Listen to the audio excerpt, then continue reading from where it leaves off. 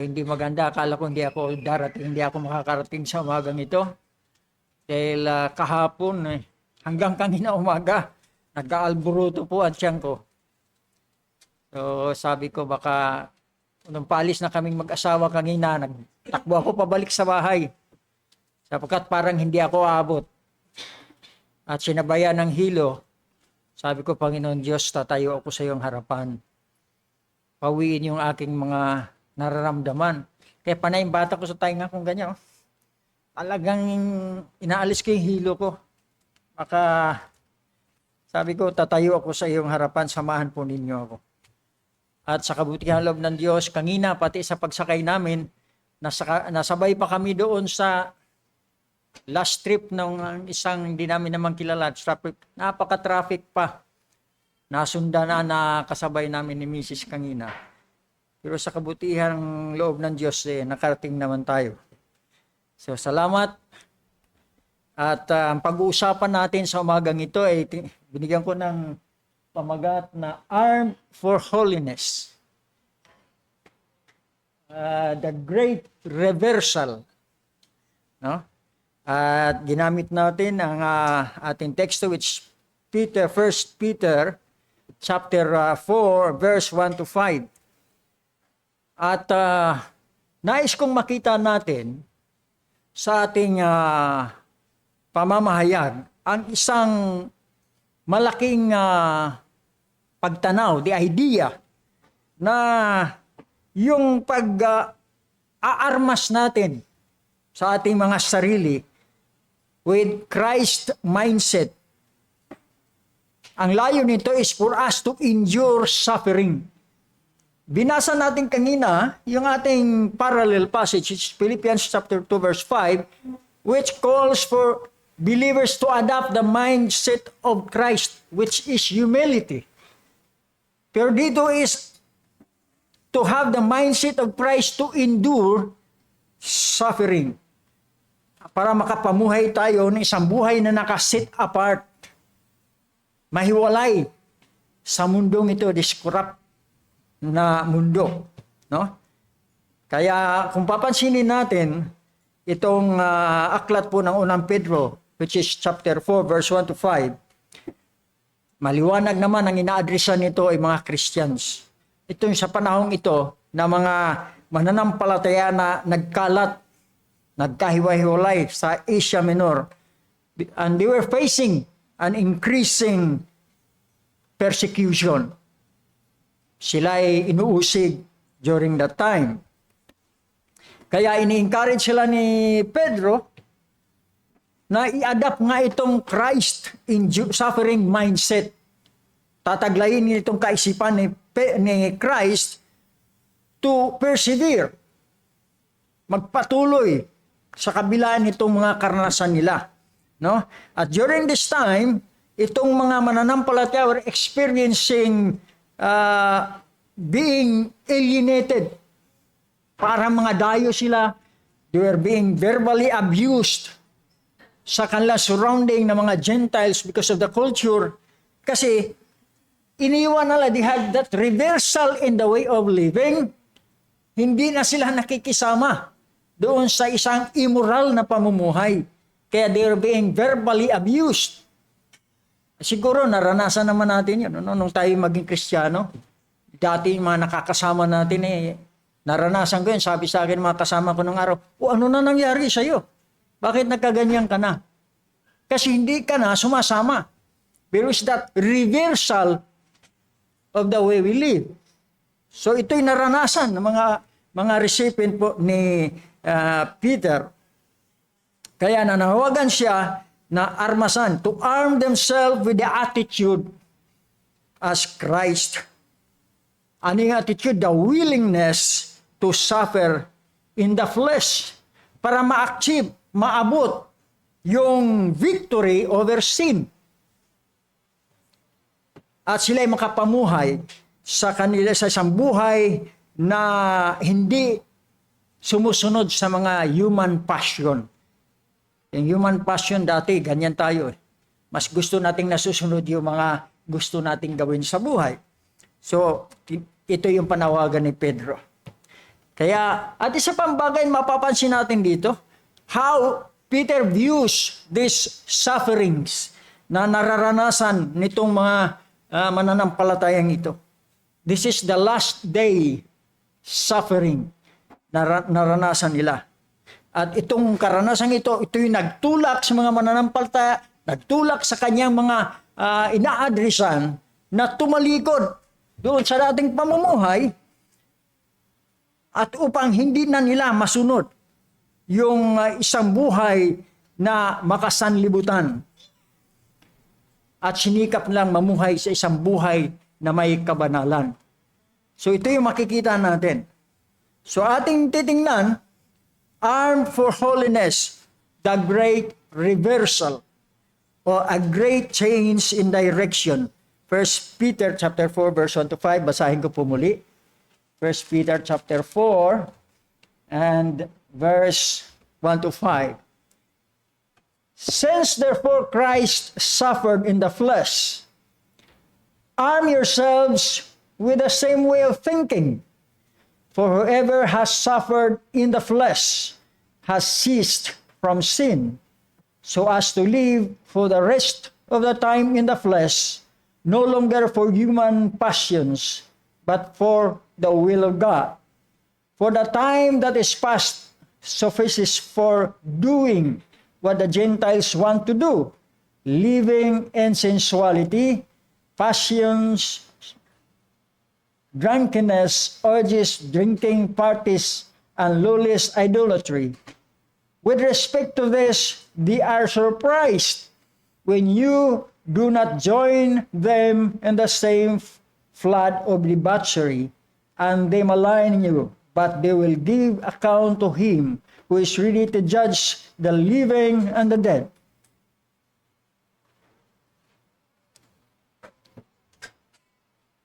So yun po ang ating teksto. Tayo po'y manalangin. Panginoon Diyos, maraming salamat sa pagkakataong ito na muli kami ay nagkasama-sama upang aming pag-aralan, aming pag-usapan ang iyong mga salita.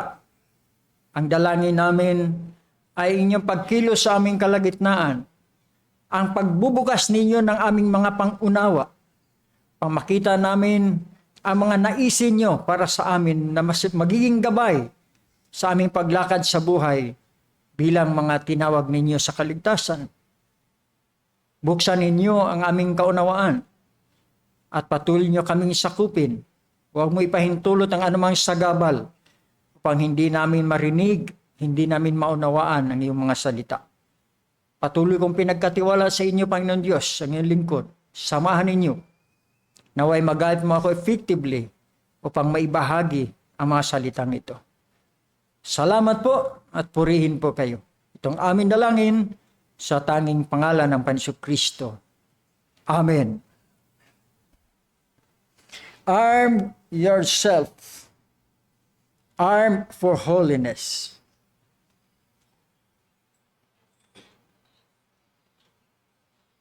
Unang papansinin natin in verse 1. Therefore, kung magkagayon, Christ suffered in the flesh, arm yourself with the same way of thinking, for whoever has suffered in the flesh has ceased from sin. Makikita natin, una, the mindset of Christ. Ano yung mindset ni Kristo? Na nais na Apostol Pablo na taglayin ng mga mananampalataya. The mindset of the willingness to suffer. Kaya ang sabi ni Pedro, arm. Ano ba Tagalog ng arm? Armasan? Pero parang kung titingnan natin, parang pag-arm, ihanda mo ang sarili mo. You have to arm yourself for conflict. Pag namuhay tayo sa mundo, lumalakad ka sa pamantayan at kalooban ng Diyos, you have to be armed to prepare para sa mga conflict na haharapin natin. So yun yung panawagan ni Pedro. You have to have that mindset of Christ. How? You have to arm yourself ready for conflict. Therefore, ang call niya, panawagan niya is for Christian to adopt Christ's mindset of endurance. Ihanda ang sarili para mga sufferings.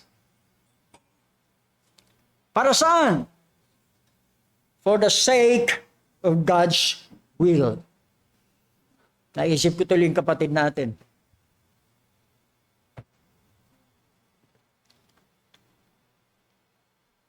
Naisip ko lang si kapatid na Angel.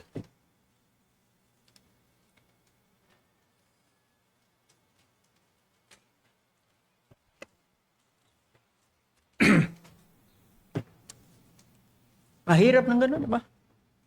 Sufferings. But we have to be prepared.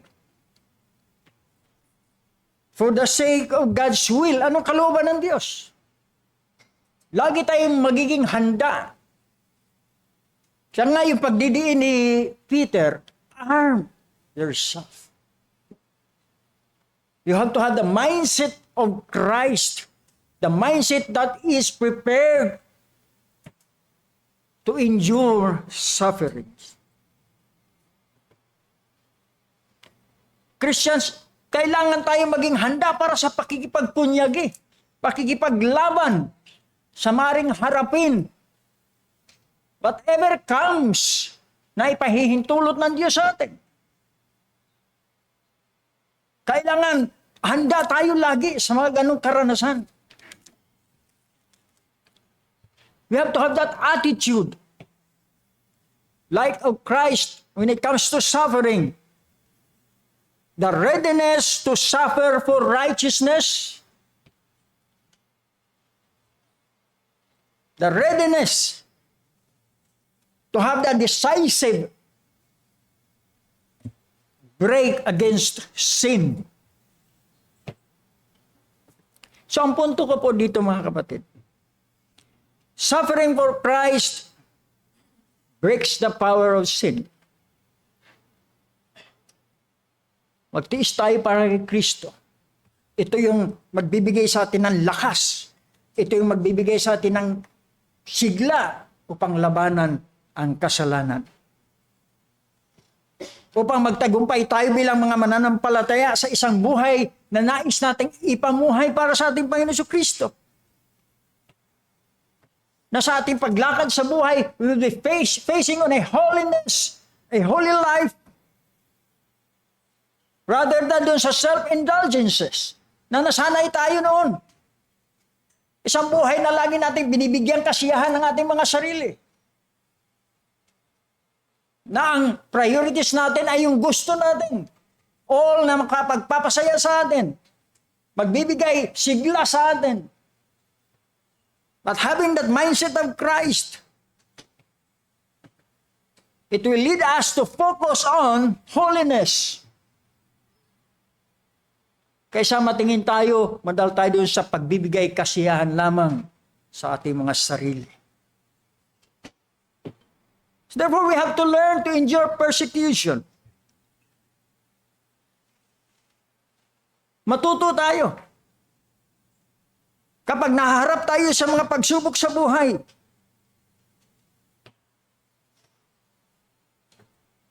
kaya mapapansin natin yung verse 1, since therefore, isaltan therefore,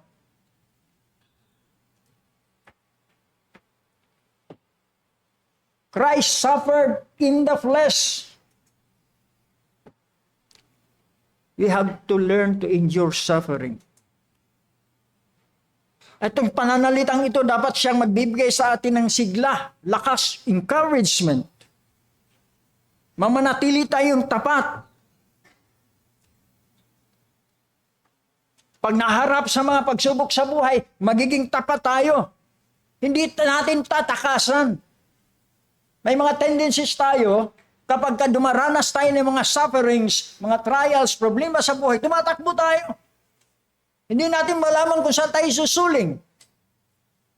But with the mindset of Christ, who is to endure, kaya natin harapin.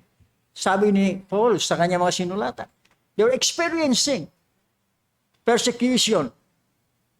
Pero china-challenge lang ni Peter, not Paul, Peter. Na harapin ang mga bagay nito. Huwag kayong tumakbo sa mga ganyang consequences, sa ganyang mga karanasan. Huwag kayong makipag-compromise sa ganyang mga karanasan. Sapagkat nalalaman ninyo na ang mga trials na inyong naranasan can refine a believer's dedication to God. Ito'y mag-refine. Pag sinabi natin refine, ginagawang dalisay. Itong mga nararanasan natin, hindi natin tatakbuhan. Hindi tayo makikipag-compromise. Kundi harapin nating matibay at matatag dahil niloob ng Diyos na ating maranasan. It will refine our dedication to God.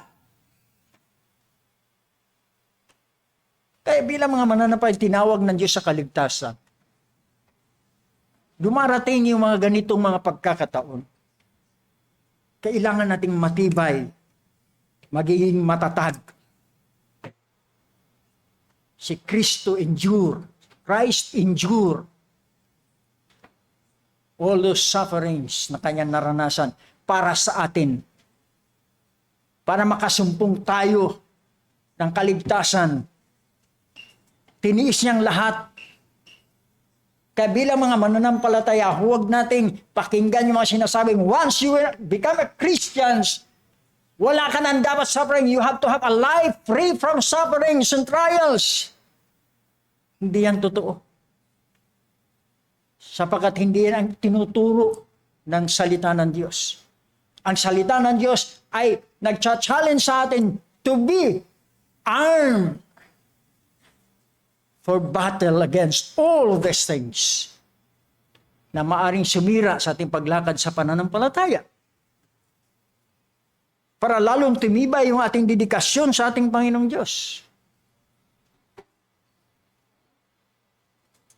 Pangalawang makikita natin, verse 2, sabi niya, so as to live for the rest of the time in the flesh, no longer for human passions, but for the will of God.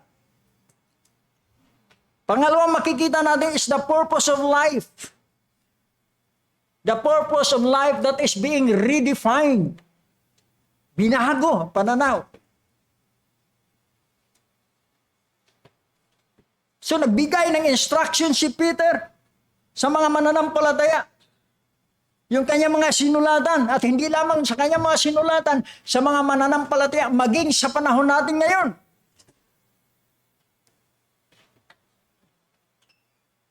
Na tayo'y tumigil na sa ating uri ng pamumuhay according to human desires, according to human passions, ay sa halip, gamitin natin yung mga natitirang panahon ng buhay natin sa mundong ito to fulfill God's will. Yung natitirang buhay natin. Kasi yung sinulatan niya, sabi nga natin, sa last day trials yung kanilang naranasan. Maging itong mga karanasan natin sa panahon natin ngayon, last day trials. Kailangan natin bigyan nating halaga yung mga konti pang panahong pinananatili natin sa mundong ito. With the purpose of fulfilling God's will para sa atin. Ano ba yung God's will para sa atin? To reflect God's holiness. To reflect God's love. To reflect God's character. Everything about God, kailangan mag-reflect sa buhay natin. Sa mga natitirang panahon natin sa mundo.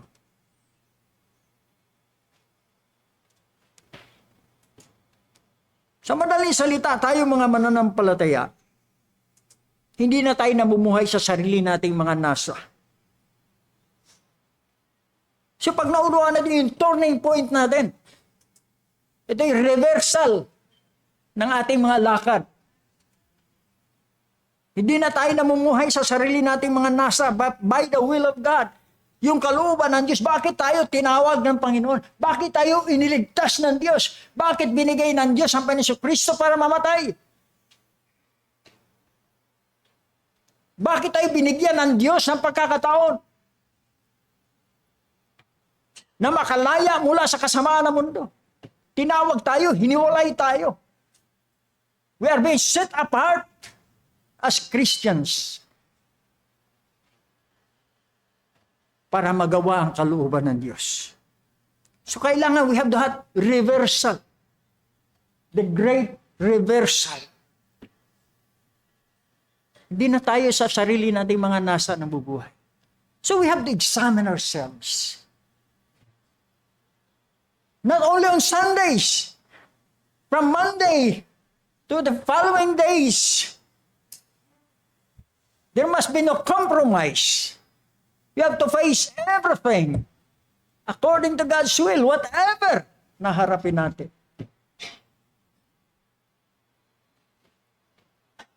Dapat makita natin yung turning point ng ating paglakad sa buhay.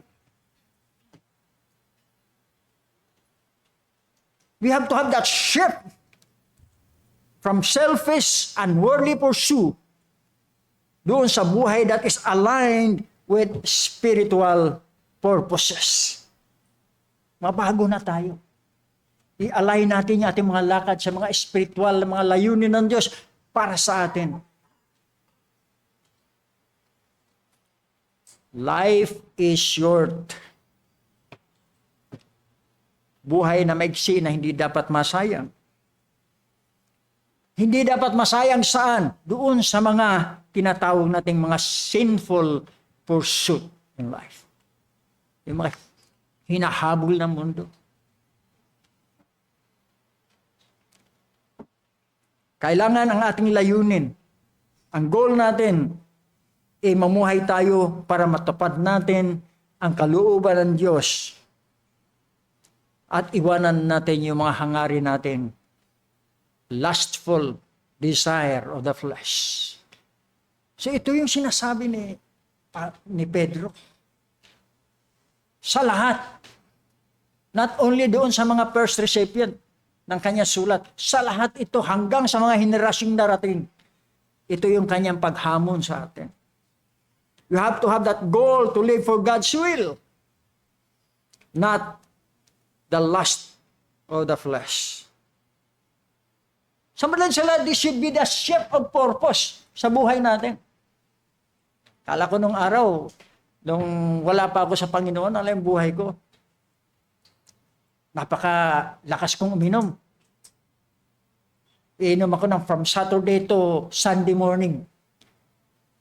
Maabot ako niya, naranasan ko, akala ko hindi na ako magigising. Dahil yung buong katawan ko namanhid na. Ganun ang pamumuhay ko.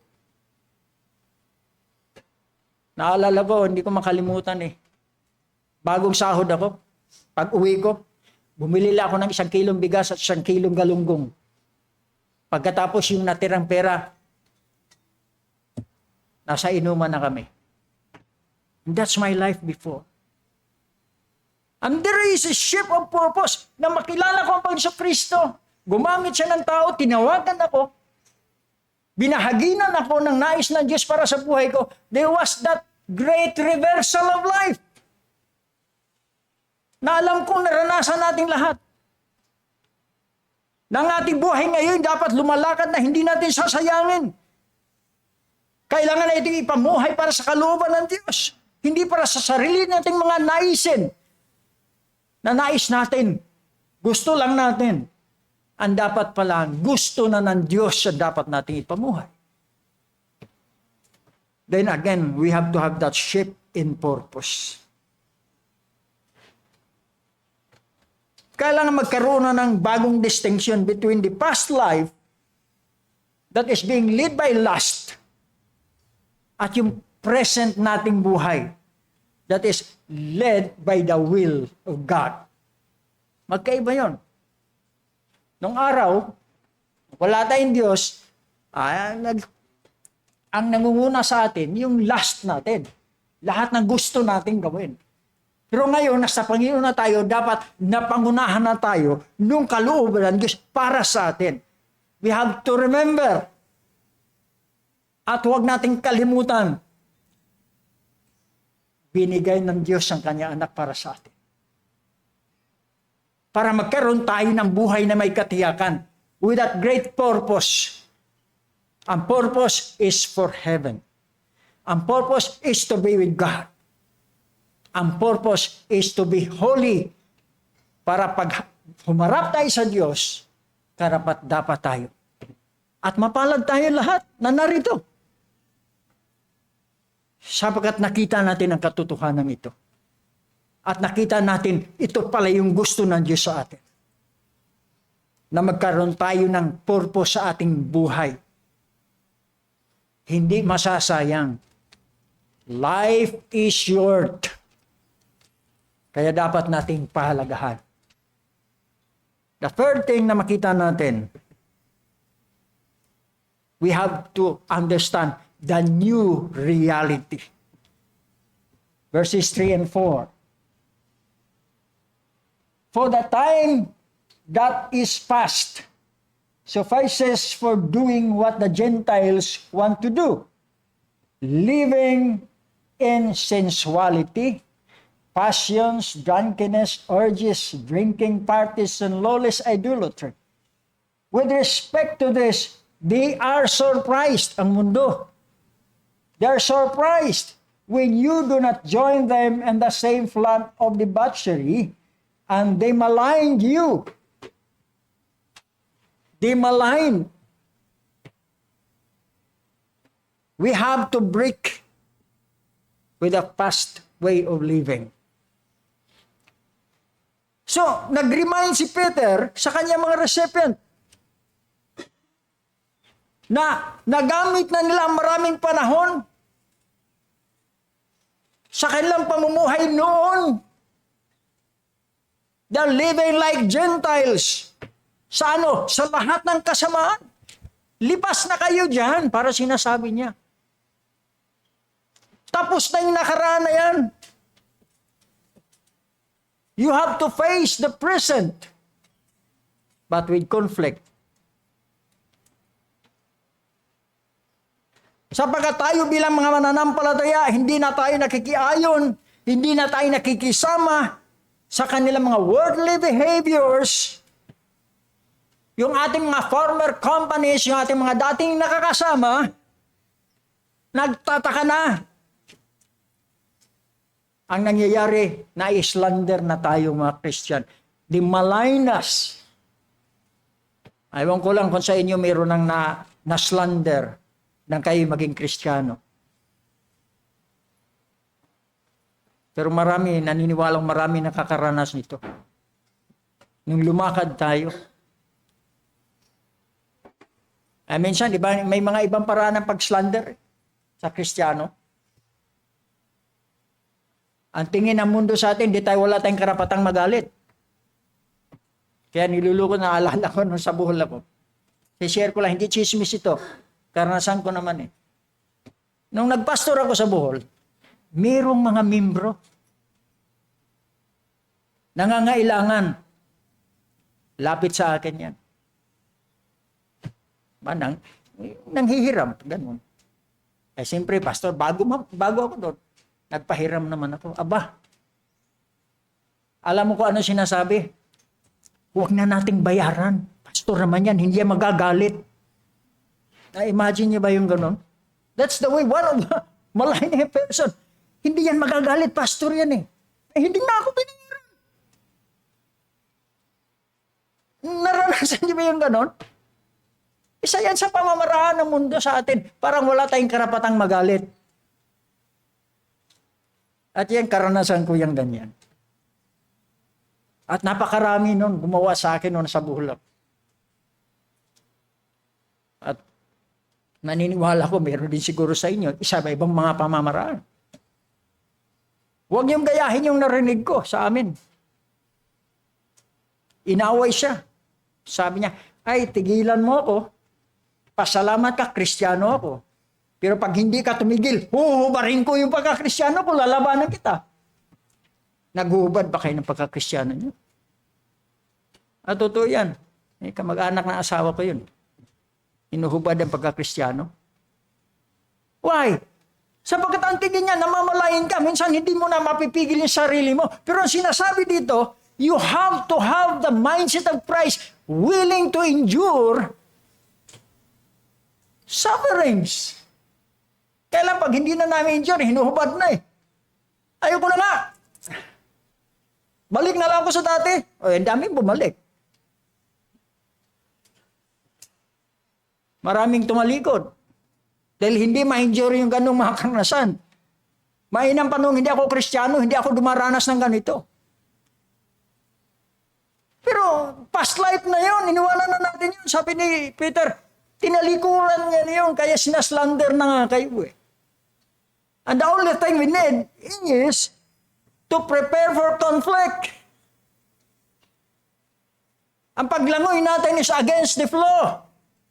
Hindi tayo lumalangoy na ayon sa agos. Kaya asahan natin yung conflict. So tama yung challenge ni Peter. Arm yourself with a mindset of Christ that is willing to endure sufferings. Kaya nagtataka na ang mundo eh. Pag hindi ka na nakikiayon sa takbo ng mundo, nagtataka sila. Ano nangyari sa'yo? Bakit ka nagkananyan?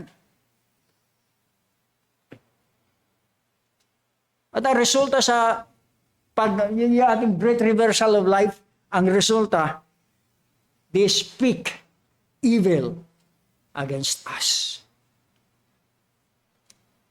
Kaya nga, arm ourselves with the mindset of Christ that is willing to endure. So, ang punto po natin, ang pagbabago natin ng lifestyle to follow Jesus, maaaring magdala sa atin ng mga paghamak, na mga mockery, slander, doon sa mga taong namumuhay pa rin sa kasalanan. Pagka iba na ang takbo ng buhay natin, kaya nagbigay na si Peter sa mga mananampalataya. They will malign us. Pero huwag niyo sayangin ang buhay niyo. Binago na kayo. Bago na kayo. Iba na ang takbuhin ng buhay niyo. Hayaan niyo sila. Hayaan niyo lang sila i-slander ka. Hayaan niyo lang i-malign kayo.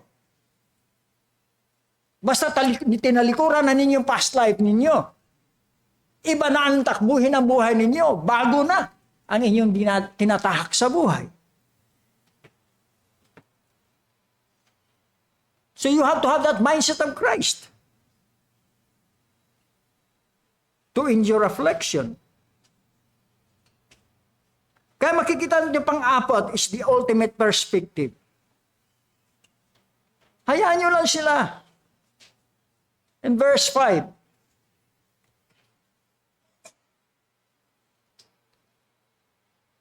but they will give account to him who is ready to judge the living and the dead.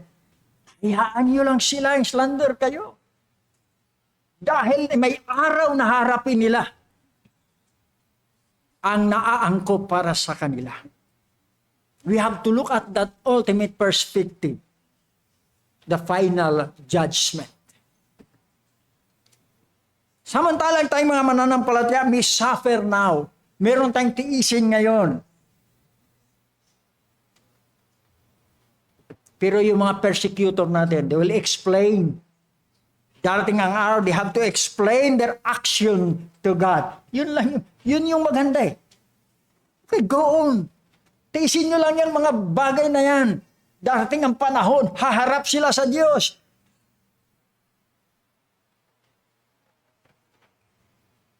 They will explain their action against you, believers.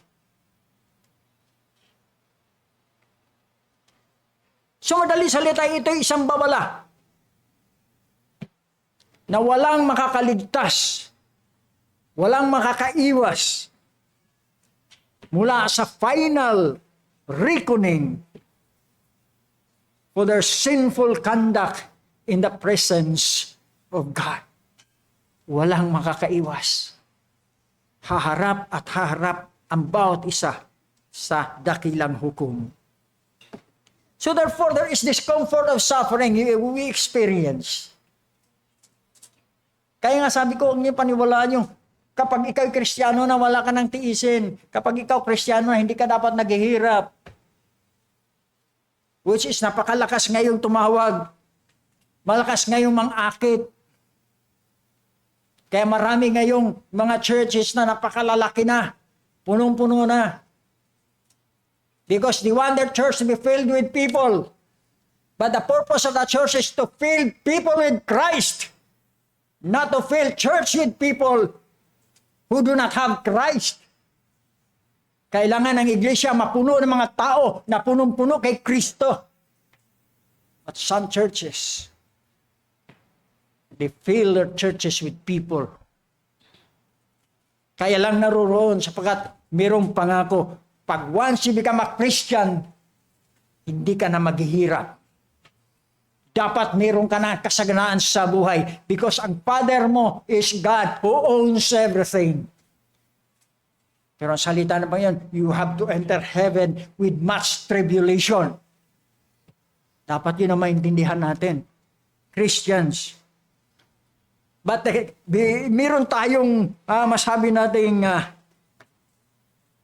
ano tawag nito? Consolation. Pero hindi consolation eh. Kasi sigurado eh. Pag dumating ng tinakdang panahon ng Diyos na ang lahat ay haharap sa Kanya for reckoning, they will answer for their sinful conduct. We have discomfort when we experience suffering. Kailan may challenge si Peter na kailangan nating panghawakan. The challenge to remain steadfast. Steadfast in what? In doing good. Sapagkat nalalaman natin, God will avenge doon sa mga yung mga nagmamalayin sa atin. And we will be vindicated with our faith. Kaya po, church, we should arm ourselves with a mindset of dedication to God. Kailangan isip natin, dedicate na natin sa Diyos. Yung salitang dikit, di ba? Didikit. Dikit na natin sa Diyos, yung ating mga mindset. We have to be transforming our lives mula doon sa mga past sinful desire. Magkaroon na tayo ng isang may purpose na pamumuhay. At ang purpose ng pamumuhay, kailangan umangkop sa kalooban ng Diyos. Regardless of whatever criticism na ating maranasan. Regardless of persecution na ating maranasan. We have to have a great reversal from our sinful desire. We have to maintain a holy life. Dito sa hostile na mundong ito, mapanghamak, mapanira na mundong ito. At paano natin ito gagawin? By focusing to a eternal judgment. Yun ang titingnan natin. There is that eternal judgment. Ito yung pinakagabay natin. Ito yung giya natin para hindi tayo maligaw. Lagi nating isipin, there will always be an eternal judgment. Therefore, we have to have that radical shift of way of living. Kung namuhay tayo sa kasalanan, na challenge doon sa mga wala pa sa Panginoon. If you're living in sin, there is this challenge. Tingnan nyo, merong eternal judgment. We have to have this great reversal of the way of our living. We have to live a life for God, a sanctified life. Kailangan natin unawain na ang soberanong Diyos ay ang ating dakilang hukom. There is the sovereign judgment. God is the final arbiter of justice. Kaya dumanas man tayo ng anumang mga karanasan sa buhay ito, we have been maligned, siniraan tayo, anumang narinig natin sa iba, don't mind them. Endure, sapagkat darating ang araw ng paghuhukom. Our union with Christ is sharing in Christ's suffering and to share His victory over sin. Kaya ang challenge natin sa ating mga bisita, kung may mga bisita, ang challenge natin doon sa mga attender natin na nag-aalanlangan pa, hindi huli ang lahat. To break free from a destructive lifestyle and to have a life for God. Talikuran na natin yung destructive na pamumuhay. Because your past will not define your future. You may spend life of worldly passion. You may spend your life in sin. Tapos na yun. Sufficient na yun. Mahaba ng panahon na ipamuhay mo sarili mo sa kasalanan. Bumalik ka na sa Diyos para maranasan mo ang katiyakan ng buhay na may kaligtasan. Huwag mo ipagpatuloy ang isang buhay na padaus-us. Because that way of life is a life of bondage.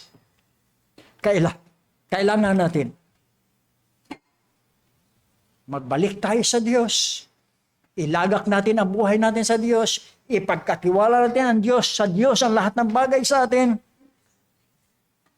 And be united with Christ. Yun ang challenge natin sa mga nag-aalinlangan pa. Remember, we will face the final arbiter of our life in judgment, and that is God. So Christians, church, ulitin ko yung challenge natin, arm yourself with the mindset of Christ, and that is to endure sufferings. Sapagkat alam natin, after na maranasan natin yan, pag nag-culminate na ang lahat ng bagay, haharap tayo sa Diyos and we will receive the reward from that great judge, our God. Ulitin ko po, arm ourselves for holiness. We have to have that great reversal of the way we live. Let's pray. Panginoon Diyos, maraming salamat po. Pinupuri ka namin sa kabutihan loob, patuloy mo kami pinaalalahanan na napakahalaga ng buhay namin ngayon. Ang buhay naming nasayang sa mga nakaraang panahon ay hindi na namin dapat balikan, hindi na namin dapat tanawin, hindi na namin dapat panghinayangan. Ang harapin namin ngayon ay ang buhay na itinakda mo sa amin na lumakad sa iyong kalooban para sa buhay na walang hanggan. Kaya salamat po at purihin po kayo. Ito pong aming dalangin sa tanging pangalan ng Panginoon Kristo. Amen.